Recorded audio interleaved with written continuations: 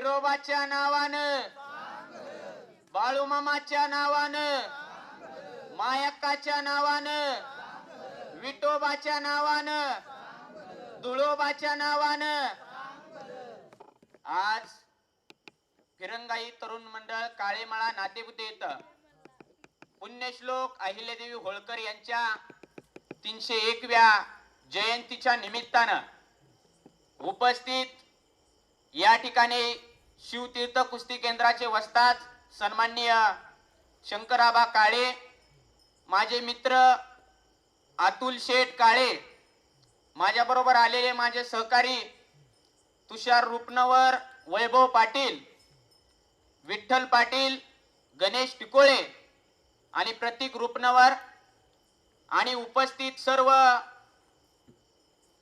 महिला भगिनी, आज लोकमाता पुण्यश्लोक अहिल्यादेवी होळकर यांची 301वी जयंती आहे.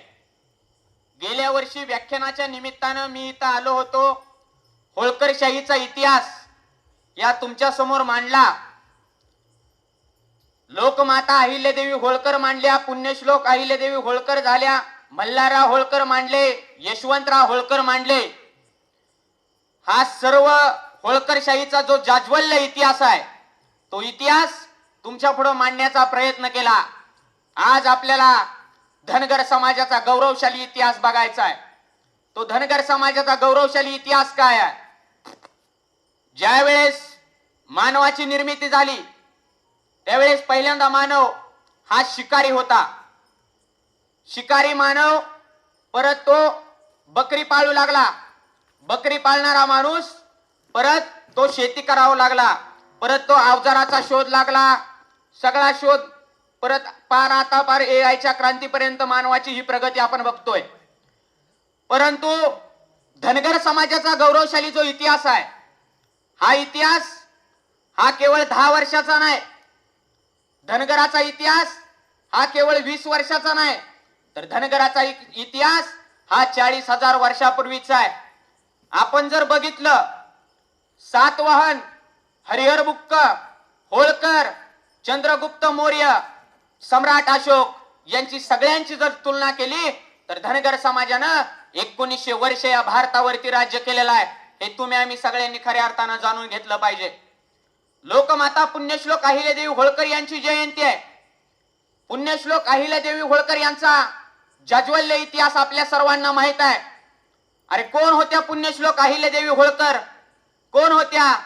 त्या सत्ताधीश होत्या, पण त्या सिंहासनावर बसल्या नव्हत्या. त्या सत्ताधीश होत्या पण त्या सिंहासनावर कधी बसल्या नाही. त्या पेशव्यांशी एकनिष्ठ होत्या पण त्या कधी नतमस्तक नव्हत्या. त्या राजकारणी होत्या परंतु त्या सत्तेला कधीही चिकटल्या नव्हत्या. त्या व्रतस्थ होत्या परंतु त्या संन्यासीने नव्हत्या. अशा पुण्यश्लोक अहिल्यादेवी होळकर होत्या. आणि त्या पुण्यश्लोक अहिल्यादेवी होळकर यांच्या जयंतीच्या निमित्तानं आज आपण व्याख्यानाच्या निमित्तानं बोलतोय.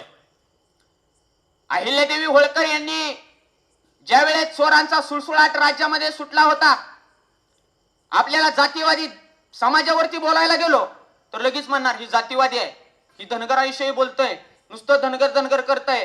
अरे लोकमाता अहिल्यादेवी होळकर यांचा इतिहास एकदा वाचून बघा. आम्ही जातीवादी कसे असू शकतो?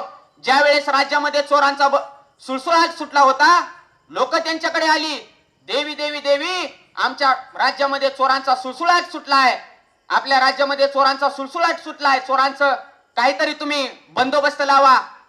अहिल्यादेवींनी ती सगळी परिस्थिती समजून घेतली. अहिल्यादेवींनी राज्यामध्ये दवंडी पेटवली की सगळ्यांनी जो सरदार आहेत राज्यातले त्या सगळ्यांनी या आणि विशालमय असा एक दरबार भरवला अहिल्यादेवींनी. आणि अहिल्यादेवींनी दरबार भरवल्यानंतर अहिल्यादेवींनी एक घोषणा केली. सगळ्यांचं म्हणणं ऐकून घेतल्यानंतर की जो कोणी वीर पुरुष चोरांचा बंदोबस्त करेल त्याच्याशी माझी मुलगी मुक्ताईचा शाही विवाह सोहळा लावून देईन, शाही विवाह सोहळा लावून देईन. तिथले असे आश्चर्यचकित झाले लोक की मुलगीपणाला लावण्याचं काम पुण्यश्लोक अहिल्यादेवी होळकर यांनी केलंय, काय गरज आहे? त्यावेळेस कोणी पुढे यायला तयार नव्हतं. तेवढ्यात गरीबाचं एक पोरग पुढे आलं आणि ते म्हणलं की मी करून दाखवतो चोरांचा बंदोबस्त. त्या पोराला सगळी सैन्य दिलं, सगळी ताकद दिली. तो राज्यामध्ये गेला आणि चोरांचा बंदोबस्त करून तो माघारी आला आणि दिलेल्या शब्दाप्रमाणे पुण्यश्लोक अहिल्यादेवी होळकर यांनी शाही विवाह सोहळा त्या मुलासंग करून दिला. त्या मुलाचं नाव यशवंतराव फणसे. अरे ते भिल्लाचं पोरग होतं ना, ते धनगराचं होतं ना, त्याची जात बघितली ना, त्याचा धर्म बघितला ना, त्याचा वंश बघितला. अरे जनतेच्या सुखासाठी आपली मुलगी पणाला लावण्याचं काम जर कोणी केलं असेल तर ते पुण्यश्लोक अहिल्यादेवी होळकर यांनी केलाय. ते पुण्यश्लोक अहिल्यादेवी होळकर यांनी केलाय. हे खऱ्या अर्थाने आपण समजून घेतलं पाहिजे. अहिल्यादेवींचा इतिहास फार मोठा आहे. अहिल्यादेवीने एवढा त्याग कोणीही करू शकत नाही. अहिल्यादेवीने एवढं दुःख कोणीही सहन करू शकत नाही. अरे सासरे मल्हारराव होळकर 1766 ला वारले. 1754 ला आपला नवरा त्यांचा खंडेराव होळकर वारला. परत 1767 ला मालेराव होळकर वारले, त्यांचे पुत्र. परत आपली मुलगी वारली. सगळं झाल्यानंतर जवळची 1-2 नाही, जवळ 23 माणसं पुण्यश्लोक अहिल्यादेवी होळकर यांच्या घरातली वारली. पुण्यश्लोक अहिल्यादेवी होळकर यांनी त्याचं दुःख केलं नाही. माझी जनता हेच माझे कुटुंब आणि जनतेतले जे सदस्य आहेत हेच माझ्या कुटुंबातले सदस्य, या तत्वावरती अहिल्यादेवींनी काम केलं ना. त्यांनी दुःख सहन केलं. दुःख इतकं सहन केलं की आपण त्याचा विचारही करू शकत नाही. इतकं दुःख हे पुण्यश्लोक अहिल्यादेवी होळकर यांनी सहन केलं. आणि याच दुःखाचा फायदा घेऊन त्यांच्यातलाच एक वकील होता गंगाधर चंद्रचूड होळकरशाहीचा, आणि राघोबादादा पेशवा यांनी याच संधीचा गैरफायदा घेऊन त्यांनी अहिल्यादेवींच्या राज्यावरती चाल करून आले. अहिल्यादेवींना हे समजलं की आपल्या राज्यावरती हे चाल करून येत आहेत. त्यावेळेस अहिल्यादेवीने अशी घोषणा केली की हे मी राज्य हातामध्ये घेतलंय. अहिल्यादेवींनी ज्या वेळेस राज्य हातामध्ये घेतलं त्यावेळेस जो राघोबादादा पेशवा तो उज्जैनच्या तिथं शिप्रा नदीच्या काठावरती आलता आणि त्या राघोबादादाला अहिल्यादेवींनी पत्र लिहिलं की तुम्ही मला स्त्री समजून किंवा मला जर आबला समजून आला असाल तर ते तुमचं चुकीचं आहे. मी हरले तर कोणी हसणार नाही, पण तुम्ही हरला ना, तुम्हाला तोंड लपवायला सुद्धा जागा राहणार नाही. मी सुद्धा स्त्रियांची 50,000ची फौज घेऊन तयार आहे. मी हरले तर काय म्हणतील, एका स्त्रीला हरवलं, पण तुम्ही हरला तर काय म्हणतील, बायांनी तुम्हाला हरवलं. म्हणून राघोबादादा असा येडाच झाला. अला काय अहिल्यादेवींनी राजनीती वापरलेली आहे. तो जरा भावचळलाच. त्यावेळेस त्यानं काय केलं, आल्या पावली परत गेला आणि त्यानं पत्र लिहिलं की मी सांत्वन करायला तुमचं आलो होतो. 50,000ची फौज घेऊन कोण सांत्वन करायला येतं का? अशा अहिल्यादेवी ह्या राजकारणी होत्या. अहिल्यादेवींसारखी राज्य व्यवस्था कोणाची नाही.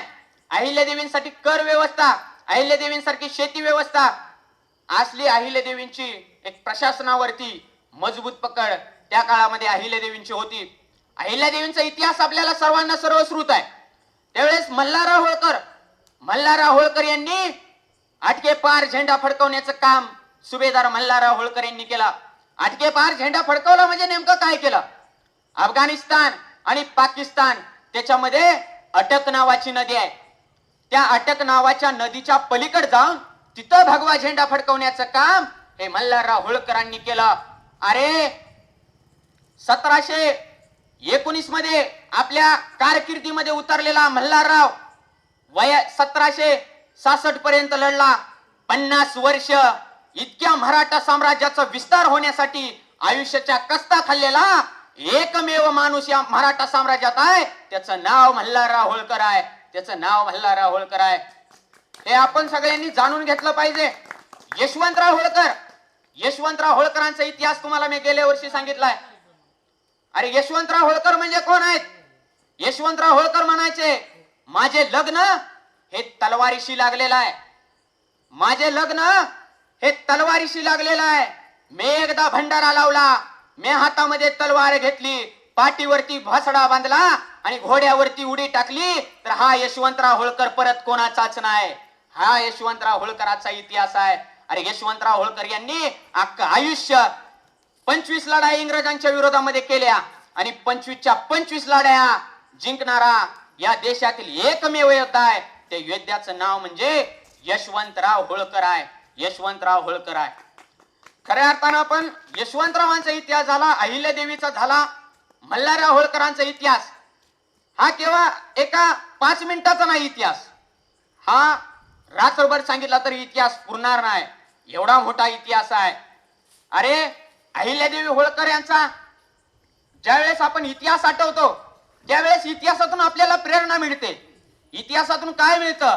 इतिहासातून आपल्याला लढायचं कसं असतं, कुठं कसं उभं राहायचं असतं आणि कसं स्वाभिमानानं जगलं पाहिजे हा इतिहास आपल्याला शिकवतो. ज्यावेळेस आपल्यावरती कठीण प्रसंग येतो त्या कठीण प्रसंगाच्या छाताडावरती कसं उभं राहायचं हे इतिहास आपल्याला खऱ्या अर्थानं शिकवतो. धनगर समाजाची आपल्याला सामाजिक, राजकीय आणि शैक्षणिक परिस्थिती माहित आहे. धनगर समाजावरती बोलायला गेलो तर म्हणतात जातीवादी आहे. धनगराचं काय आहे?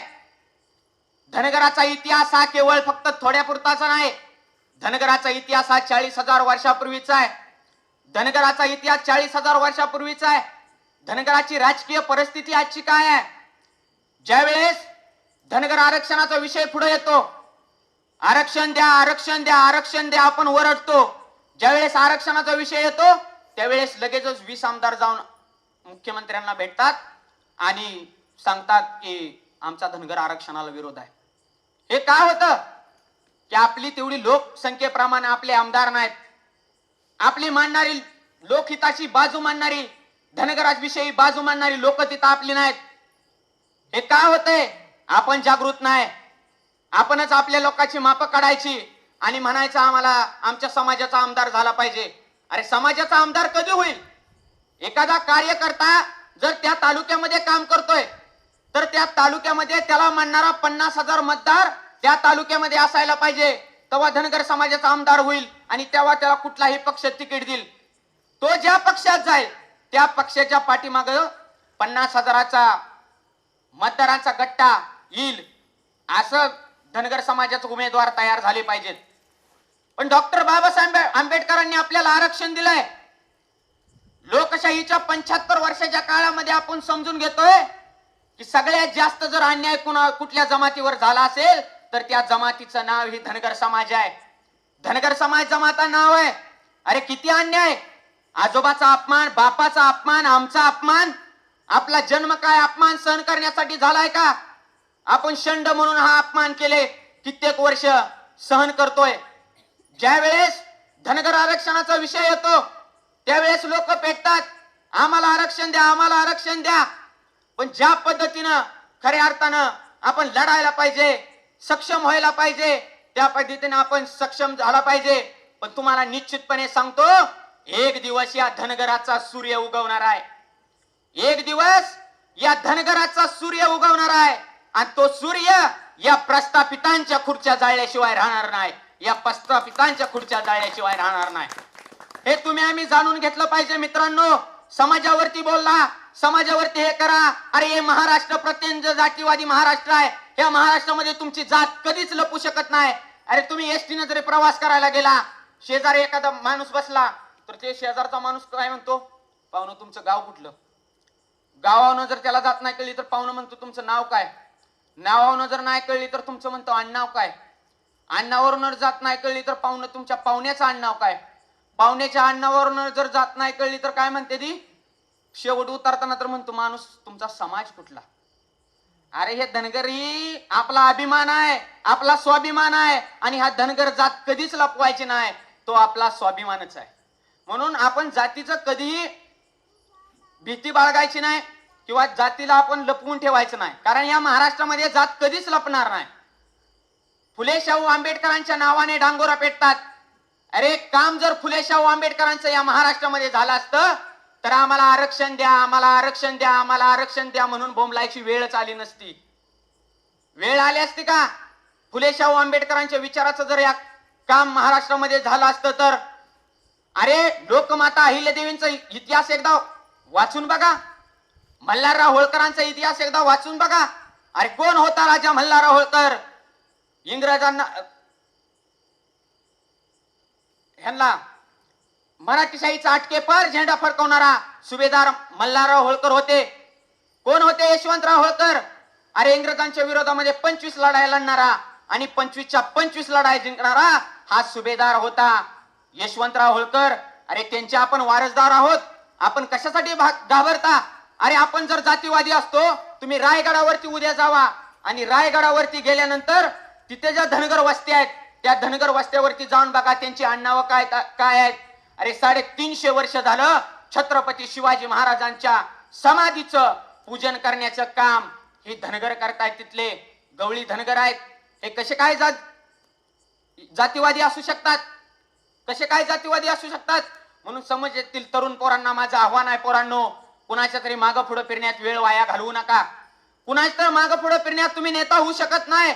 आपल्याला काम करावं लागेल, आपल्याला पुढे यावं लागेल, आपल्याला समाजामध्ये जावं लागेल, समाजामध्ये जागृती निर्माण करावी लागेल, तरच तुम्ही खऱ्या अर्थानं नेता व्हाल. अरे आपला बाप मेंढका होता, आपला बाप मेंढका होता. मेंढर राखणाऱ्या बापानं आपल्याला शाळा शिकवलं, शाळा शिकून आपण चौकात यायला लागलो. अरे काल फाटकी कपडे आपण घालत होतो, आज खादी घालायला लागलो. अरे कशासाठी तुम्ही नाराज होता? नाराज व्हायचं नाही. आपण सन्मानानं या राजकारणामध्ये असेल, समाजकारणामध्ये असेल, आपण सन्मानानं खऱ्या अर्थानं पुढे आलं पाहिजे. आपल्याला ज्ञान सत्ता आपल्यापाशी असली पाहिजे, राजसत्ता आपल्यापाशी असली पाहिजे आणि अर्थसत्ता आपल्यापाशी असली पाहिजे. या 3 गोष्टी खऱ्या अर्थानं धनगर समाजापुढे असल्या पाहिजेत. अरे तुम्ही विचार करा, एखाद्या जरी बगळीत लांडगा आला, आपला बाप मेंढर राखत असला, या झाडाच्या शेंड्यावर जरी आपला बाप बसला आणि पलीकडे एक मेंढका झाडाच्या शेंड्यावरती आहे, हिकुंड तो ढाळाट पाडतोय. पहिलं कळत नव्हतं की कुठनं वगळीतनं लांडगा आला आणि आपली मेंढर नेली, ही कळत नव्हतं. पण आता आपल्याकडे अँड्रॉइड फोन आला, आयफोन आला, फोनवरनं लगेच सांगतोय त्या मेंढराला, पलीकडच्या मेंढक्याला, की त्या वगळीत जरा लांडगा आलाय, तू जरा सावध राहा. आपल्याला जे कल्पात घुसणारे जे लांडगे आहेत ते लांडगे खऱ्या अर्थानं तुम्ही ओळखले पाहिजेत. ते लांडगे खऱ्या अर्थानं ओळखले पाहिजेत, तरच तुम्ही पुढे याल, अन्यथा पुढे येऊ शकत नाही. अरे स्वर्गीय बी.के. कोकरे नावाचा धनगर समाजामध्ये 90च्या दशकामध्ये एक ढाण्या वाघ होऊन गेला. त्या ढाण्या वाघानं राजदूत गाडीवरती महाराष्ट्रावर फिरून या धनगर समाजाची जागृती खऱ्या अर्थानं करण्याचं काम हे स्वर्गीय बी.के. कोकरे साहेबांनी केलं. बी.के. कोकरे साहेबांनी एखाद्या जत्रेमध्ये जायचे, त्या जत्रेमध्ये गेले तर तिथलं काताळे घ्यायचं, काताळे घेऊन तिथं विकायचं आणि तिथंच विकून ते चळवळीसाठी पैसे वापरायचे. अरे आता सोशल मीडिया आहे, एक स्टेटस पडलं तर हजारो माणसांना कळतंय, एका नेत्याची सभा असली तर लाखो माणसं तिथं उभा होतात. पण त्या काळामध्ये ना अँड्रॉइड फोन होता, त्या काळामध्ये ना व्हॉट्सअप होतं, ना ट्विटर होतं, ना इंस्टाग्राम होतं, तरीही लाखाच्या सभा घेणारा स्वर्गीय बी.के. कोकरे नावाचा ढाण्या वाघ आपल्या समाजामध्ये होता, आपल्या समाजामध्ये होता. आणि त्या बी.के. कोकरे नावाच्या ढाण्या वाघामुळं खऱ्या अर्थानं जी राजकीय चळवळ आताची जी उभी आहे त्याचं मूळ कारण हे स्वर्गीय बी.के. कोकरे साहेब आहेत. स्वर्गीय बी.के. कोकरे साहेब आहेत. अरे एक प्रसंग सांगतो तुम्हाला. ज्यावेळेस खंबाटकी घाट बी.के. कोकरे साहेबांनी अडवला, खंबाटकी घाट अडवून धरला, त्यावेळेस आपल्याला एनटीसीचं आरक्षण मिळालं. त्यावेळेस त्यांना कळलं की आपल्याला काहीतरी गडबड होते, काहीतरी आरक्षणापासून आपण वेगळं पडलं जातोय. त्यावेळेस राजदूत गाडी घेऊन बारामतीवरून बी.के. कोकरे साहेब वर्षा बंगल्यावरती गेले आणि वर्षा बंगल्यावरती जाऊन तत्कालीन मुख्यमंत्री यांच्या गेटला गाडी धडकवली आणि शिपाई बाहेर आला आणि शिपाईला बी.के. कोकरे साहेब म्हणतात, सांग तुझ्या साहेबाला हुंडवडीचा बापूसाहेब कोकरे आलाय, सांग तुझ्या साहेबाला हुंडवडीचा बापूसाहेब कोकरे आलाय. अरे त्या बापूसाहेबामुळं खऱ्या अर्थानं आपल्याला एनटीसीचं आरक्षण मिळालं आणि त्या बापूसाहेबाची देण आणि त्या बापूसाहेबाची जाणीव, बी.के. कोकरेंची जाणीव आपल्या प्रत्येकाला असली पाहिजे. प्रत्येकाला आपल्याला जाणीव असली पाहिजे. अरे स्वर्गीय बी.के. कोकरेंचं झालं, बापू बिरू वाटेगावकर नावाचा ढाण्या वाघ आपल्या समाजामध्ये जन्माला आला. अरे त्या ढाण्या वाघानं एका मातंग समाजाच्या मुलीवरती अन्याय झाला म्हणून हातामध्ये असणारी घुंगराची काठी टाकून हातामध्ये बंदूक घेतली. जे लोक अन्याय करतायत त्यांना यमसदनी पाठवण्याचं काम हे बापू बिरू वाटेगावकरांनी केलं. बापू बिरू वाटेगावकरांनी आपल्याला सांगितलंय, तुम्ही मावा नाही खाल्ला पाहिजे, गुटखा नाही खाल्ला पाहिजे, तंबाखू नाही खाल्ली पाहिजे, काही नाही, आपण निर्व्यसनी राहिलं पाहिजे. हे बापू बिरू वाटेगावकरांनी खऱ्या अर्थानं आपल्याला सांगितलं. 1857 साली पुण्यावरनं मुंबईला जायला इंग्रजांना 18 तास लागायचे. इंग्रजांच्या हे लक्षात आलं की आपला वेळ खूप वाया जातोय, म्हणून इंग्रजांनी एक डोंगराची योजना ऐकली. इंग्लंडवरून दिग्गज अधिकारी बोलवले आणि त्या दिग्गज अधिकाऱ्यांना बोलवून त्या महाकाय डोंगराचा, पुण्यावरनं मुंबईला जाणाऱ्या महाकाय डोंगराचा सर्वे केला. सर्वे झाल्यानंतर ते सगळे इंग्रज अधिकारी आले, त्यांना रोडच सापडत नव्हता. किती आबादले तरी रोडच सापडत नव्हता. शेवटी त्यांनी एक मेंढपाळ तिथं उभा होता, ते मेंढपाळाने विचारलं की तुम्ही हे काय करताय. त्यावेळेस त्यांनी सांगितलं की आम्ही ह्या महाकाय डोंगराचा सर्वे करतोय. का तर आम्हाला पुण्यावरनं मुंबईला जायला रोड हवाय. म्हणून त्या शिंगरोबा धनगरानं सांगितलं की मी रोड दाखवतो, चला. मग शिंगरोबा धनगर पुढं, त्याच्या मागे मेंढर आणि त्याच्या मागे इंग्रज अधिकारी. त्या शिंगरोबा धनगरांनी सगळा रोड दाखवला. इंग्रज अधिकारी खुश झाले की म्हणले आता तुम्हाला काय पाहिजे, तुम्ही मागल ते आम्ही देतो. त्यावेळी शिंगरोबा धनगर म्हणले की मला काही नको, माझ्या देशाला फक्त स्वातंत्र्य द्या, माझ्या देशाला फक्त स्वातंत्र्य द्या. विचार करा, पहिली न शिकलेला माणूस, एक पहिली शाळा सुद्धा झाली नव्हती, परंतु माझ्या देशाला स्वातंत्र्य द्या. ज्या क्षणी शिंगरोबा धनगर म्हणला त्या क्षणी गोळ्या घालण्याचं काम त्या इंग्रज अधिकाऱ्यांनी केलं. आता पुण्यावरनं मुंबईला जाणारा मिसिंग लिंक तयार झालाय. त्या मिसिंग लिंकला वीर स्वातंत्र्यवीर शिंगरोबा धनगर यांचं नाव हे दिलंच पाहिजे, कारण त्यासाठी, त्या रोडसाठी त्यांनी बलिदान दिलेलं आहे. म्हणून वीर शिंगरोबा धनगर त्या पुणे ते मुंबई मिसिंग लिंकला, रोडला नाव दिलं जाणारच आहे. कारण त्यासाठी त्यांनी हुतात्मा दिले, त्यासाठी त्यांनी प्राणाची आहुती दिली. आताच मध्येच प्रकरण झालं, कळलं की त्या रोडला मदत करणारी पोरं सुद्धा धनगर समाजाची होती. आता म्हणजे चालूला अधिकाऱ्यांना जे रोड डोंगराळ भागातले होते, त्या डोंगराळ भागातल्या रोड सांगणारे सुद्धा हे धनगर समाजाची पोरं होती. आपण शिक्षण घेतलं पाहिजे. ही मुलं, लहान मुलं ही देवाघरची फुलं आहेत. आपण ज्यांना जसा आकार देऊ तशी ती घडणार आहेत. म्हणून या लहान मुलांना आपण शिक्षण दिलं पाहिजे. आपण जेत्रा खतरा करतो, बरोबर आहे, केले पाहिजे, तर त्याला विरोध नाही. परंतु एक जत्रा करायची म्हणलं तर 3-4 लाख रुपये लागतात. आजच्या काळामध्ये 4-5 लाख रुपये करावे, त्याला विरोध नाही. परंतु 5 वर्षातनं 10 वर्षातनं एखादीच करावी ना. ते पोरांच्या शिक्षणाला आपण पैसे वापरू ना, पोरं शिकू. ते अधिकारी झाल्यानंतर आपण एक जत्रा काय तिथं 2 करू ना. हा सामाजिक बदल सुद्धा आपल्या धनगर समाजामध्ये झाला पाहिजे, तरच आपण पुढे येईल, अन्यथा पुढे येणार नाही. कारण आपल्या पशी ज्ञान सत्तेवर आपल्या आघात झालाय, अर्थसत्तेवर झालाय, आणि आपल्या शिक्षणावरती सुद्धा आपल्यावरती फार मोठा 75 वर्षाच्या काळामध्ये आघात झालाय. अरे आपली संस्कृती खूप मोठी आहे, खूप मोठी संस्कृती आहे. धनगराची ओवी आहे. अरे किती मोठा संगीतकार आणू द्या आणि त्याला ज्या चालीत धनगर ओवी म्हणतो त्या चालीत म्हणून दाखवू द्या, तसं म्हणू शकत नाही. अरे ऐकून एकदा पहा रे ती धनगराची एक ओवी, ऐकून एकदा पहा रे ती धनगराची एक ओवी. त्यात असतो धर्म, त्यात असते संस्कृती, त्यात असतो धर्म, त्यात असते संस्कृती. पहिली शाळा न शिकलेल्या धनगराचं पाठ असतं रामायण, पाठ असतं रामायण. म्हणून आपण धनगराकडे एक वेगळं पण आहे. तुमच्यापाशी वेशभूषा आहे, खांद्यावरती घोंगडं टाकलं, डोक्याला फेटा टाकला, धोतर घातला, तर तुम्ही दिल्लीला जरी गेला न सांगता सुद्धा म्हणणार तो धनगर आहे. ही वेगळे आहे, हे आपला ब्रँड आहे. तो ब्रँड कुणाकडनं आहे? आपल्याकडे गजनृत्य आहे. जसं धनगराच्या ओव्या गायल्या जातात तसं गजनृत्य सुद्धा आहे. तुम्ही एखादं गजनृत्यामध्ये त्या एक रंग आहे, एक जोम आहे, आबाळाला रुद्रनाद करण्याची, आबाळ फाडण्याची ताकद त्या आवाजामध्ये आहे. तो धनगराचं गजनृत्य आहे. आणि ते गजनृत्यामध्ये आपल्याला ढोल वाजवायला आले पाहिजेत, गजी नाचायला आलं पाहिजे. कारण आपली संस्कृती ही कोणीही करू शकत नाही. आपला इतिहास विसरता कामा नये. डॉक्टर बाबासाहेब आंबेडकर म्हणले होते, जो समाज आपला इतिहास विसरतो तो समाज नव्याने इतिहास निर्माण करू शकत नाही. अरे आपला इतिहास किती मोठा आहे, तो इतिहास खऱ्या अर्थात आपण विसरला नाही पाहिजे. पुण्यश्लोक अहिल्यादेवी होळकर यांनी, त्यांच्यासारखा न्यायाधीश कोणच होऊ शकत नाही या जगामध्ये. मालकम अधिकारी म्हणतो, अहिल्यादेवींसारखा न्यायाधीश कोण होऊ शकत नाही. जसं इब्राहिम लिंकनला गुलाम हा शब्द जरी काढला तर इब्राहिम लिंकन असा त्याच्या तळपायाच्या मस्तकामध्ये जात होते, तसं अहिल्यादेवींना अन्याय हा शब्द जरी काढला तरी त्यांची तळपायाच्या आग मस्तकामध्ये जात होते. अहिल्यादेवींसारखे न्याय त्यांच्या राज्यामध्ये कोणच देऊ शकत नव्हता.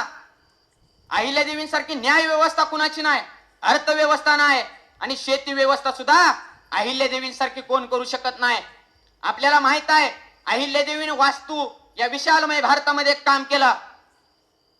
बंगालच्या उपसागरापासून ते अरबी समुद्रापर्यंत आणि कन्याकुमारी पासून ते काश्मीर पर्यंत या विशालमय भारतामध्ये पुण्यश्लोक अहिल्यादेवी होळकर यांनी धर्मशाळा, घाट, बारव, नदी असं खूप त्याचं जीर्णोद्धार करण्याचं काम केलं. मंदिरांचा जीर्णोद्धार करण्याचं काम केलं. पंढरपूरमध्ये होळकर वाडा बांधण्याचं काम केलं. पंढरपूरमध्ये श्रीराम वाडा आहे. ज्या काळामध्ये 16 रुपये तोळा सोनं होतं, 16 रुपये तोळा ज्या वेळेस सोनं होतं त्यावेळेस 26,421 रुपयाचा होळकर वाडा ह्या पुण्यश्लोक अहिल्यादेवी होळकर यांनी पंढरपूरमध्ये बांधलाय. म्हणजे आजच्या तुलनेमध्ये विचार करा तो खर्च किती आहे. 16 रुपये मध्ये तोळा. आपल्याला माहित आहे आपण शिंगणापूरला जातो, शिंगणापूरच्या घाटामध्ये एक विहीर आहे. ती विहीर सुद्धा पुण्यश्लोक अहिल्यादेवी होळकर यांनी बांधलेली आहे. किती पोरांना आपल्या ती विहीर माहित आहे, तर इतिहास आपल्याला कळू शकला नाही. हे जेजुरीचं मंदिर आहे ते होळकरांनी बांधलंय. अयोध्या मंदिर होळकरांनी बांधलंय. बद्रीनाथ पासून रामेश्वर पर्यंत आणि द्वारकेपासून इकडं सोमेश्वरम पर्यंत या सगळ्या मंदिरांचा जीर्णोद्धार करण्याचं काम हे पुण्यश्लोक अहिल्यादेवी होळकर यांनी केलं. आपल्या समाजाचा इतिहासच तसा आहे. अरे यशवंतराव होळकर इंग्रजांचा अधिकारी लिहितो, यशवंतराव होळकर जर अजून 3 वर्ष जगला असताना तर आम्हा इंग्रजांना 150 वर्ष काय त्या 3 वर्षामध्येच ताणून लावला असत. हा यशवंतरावाचा इतिहास आपल्या पुढे आहे. पुण्यश्लोक अहिल्यादेवी होळकर आदर्श राज्यकारभार कसा करावा हे पुण्यश्लोक अहिल्यादेवी होळकर यांनी जगाला दाखवून दिलंय. ही अहिल्यादेवी आपल्या पुढे आहे. मल्हारराव होळकर आणि एवढा पराक्रमी सरदार आपल्या एका मेंढपाळाचा पोरगा मामाची मेंढर राखायला जातो आणि मेंढराच्या माग सुभेदारकीचं शिक्षण घेतो आणि तो पुढे जाऊन एवढी मोठी क्रांती करतो स्वतःच्या जीवावरती. मल्हारराव होळकर यांनी ज्या वेळेस मृत्यू झाला त्यावेळेस त्यांची संपत्ती होती 90 लाख रुपये त्यांच्या साम्राज्याची, पण अहिल्यादेवींनी त्याची संपत्ती 1,60,00,000 त्यांच्या कारकिर्दीमध्ये नेली. म्हणजे अहिल्यादेवींचं जे कर्तृत्व होतं, जी भिडण्याची ताकद अहिल्यादेवींमध्ये जी होती, ती अहिल्यादेवींची ताकद आपण खऱ्या अर्थानं आत्मसात केली पाहिजे. त्यांची प्रेरणा घेतली पाहिजे, तरच आपण खऱ्या अर्थानं पुढे येऊ शकणार आहे. आपला चंद्रगुप्त मौर्य हे आपल्याला काही जणांना माहित असतील, काही जणांना माहित नसतील, परंतु जे दिल्लीचं आपलं संसद भवन आहे त्या दिल्लीच्या संसद भवनाच्या पुढं चंद्रगुप्त मौर्यांचा पुतळा आहे आणि त्या चंद्रगुप्त मौर्यांच्या पुतळ्याच्या खाली लिहिलंय dreaming of India it has to create. Dreaming of India it was to create म्हणजे काय, एका धनगर पुत्रानं या भारताचं विराट स्वप्न पाहिले होतं. पर शोकांतिका या गोष्टीची आहे, आज 75 वर्षाच्या काळामध्ये धनगर समाजाचा एकही खासदार त्या संसद भवनामध्ये गेला नाही. याची खऱ्या अर्थानं आपल्याला शोकांतिका असली पाहिजे. जिथं जिथं आपल्या समाजाची माणसं लढतायत त्यांच्या पाठीमागं तुम्ही ठामपणे उभं राहण्याची ही काळाची गरज आहे आणि तुम्ही ते राहाल हे खऱ्या अर्थानं राहिलंच पाहिजे. म्हणून जो हे व्याख्यानाचं आयोजन केलंय, आज वेळ खूप झाला, या टायमिंग पर्यंत खऱ्या अर्थानं कधीच व्याख्यान व्हायला पाहिजे होतं, परंतु जरा वेळेअभावी जरा उशीर झाला. परंतु इथं 10 जरी माणसं असली तरी त्या 10 माणसांचा मधला सुद्धा एक माणूस जरी तयार झाला होळकरशाहीचा आणि होळकरशाहीच्या विचाराचा, तरी ह्या जयंतीचं खूप मोठं सार्थक आहे, खूप मोठं सार्थक आहे. कारण कमी माणसं असली तरी काय झालं, ती विचारानं प्रेरित झालेली माणसं आहे. गेल्या वर्षी मी तुम्हाला यशवंतराव सांगितले, मल्हारराव सांगितले, अहिल्यादेवी होळकर सांगितल्या, किमान नावं तरी तुम्हाला कळली ना, नावं तरी कळली तर बाबा आपल्यात बी महान राजे होऊन गेलेत, त्यांच्यात बी आपली काहीतरी प्रेरणा आहे, त्यांच्यापासून आपल्या पोरांना काहीतरी शिकण्यासारखं आहे. अरे ज्या वेळेस कठीण प्रसंग येईल त्यावेळेस माणूस एखादा म्हणल जी मी मल्हारराव होळकरांचा वारसदार आहे, मी यशवंतरावाचा वारसदार आहे, मी असा डगमगणारा नाही, अरे यशवंतराव होळकरांना पुण्यावरनं पळून जावं लागलं होतं. एक घोडा घेऊन यशवंतराव पुण्यावरनं उज्जैनला महेश्वरला तिकडे गेले आणि त्या घोडा घेऊन गेल्यानंतर तिथं 2 वर्षामध्ये 2 लाखाची फौज तयार केली यशवंतराव होळकर यांनी आणि पुण्यावर परत चालून आले आणि त्या पेशव्यांना ताणून लावण्याचं आणि शिंद्यांना हाणण्याचं काम हे यशवंतराव होळकरांनी केलं. हे 2 वर्षामध्ये केलं. कोणीही माणूस आपला पाठिंबा देणारा माणूस त्या काळामध्ये त्यांच्या पाठीमागे राहिला नव्हता. तरी त्यांनी खऱ्या अर्थानं जी चळवळ उभा केली, जी गरीब समाजातली लोक त्यांनी सोबत घेतली आणि गरीब समाजातली लोक सोबत घेऊन हे सैन्य उभा करण्याचं आणि पुण्यावरती आक्रमण करण्याचं काम हे यशवंतराव होळकरांनी केलं. आपल्याला हडपसर माहित आहे, आपल्याला कोंडवा माहित आहे, आपल्याला मुंडवा आहे, आपल्याला घोरपडी माहित आहे, आपल्याला सगळ्या पुण्यातली नावं आपल्याला स्वारगेट माहित आहे. पण या नावाचा इतिहास काय आहे? जिथं यशवंतरावांनी स्वारी केली ते स्वारगेट, जिथं हडांचा ढीक पडला ते हडपसर, जिथं मुंडकी छाटली गेली ते मुंडवा, जिथं माणसं कोंडली गेली ते कोंडवा. अरे हा पुण्याचा इतिहास आहे, हा महाराष्ट्राचा इतिहास आहे. हा महाराष्ट्राचा इतिहास खऱ्या अर्थानं आपल्याला समजू शकला नाही. आपल्याला दुसरीच नावं आपल्याला वाटतात की आपली ही काय नाव आपल्याला अननोन आहेत, आपल्याला माहित नावं नाहीत. पण हा आपला रक्तरंजित इतिहास आहे. हा रक्तरंजित इतिहास खऱ्या अर्थानं आपण आठवला पाहिजे.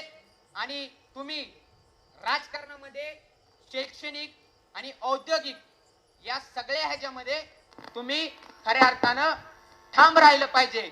एवढंच या निमित्तानं माफक आशावाद व्यक्त करतो. तुम्ही एवढ्या मोठ्या संख्येनं इथं उपस्थित झाला, तुमचंही मनापासून आभार व्यक्त करतो.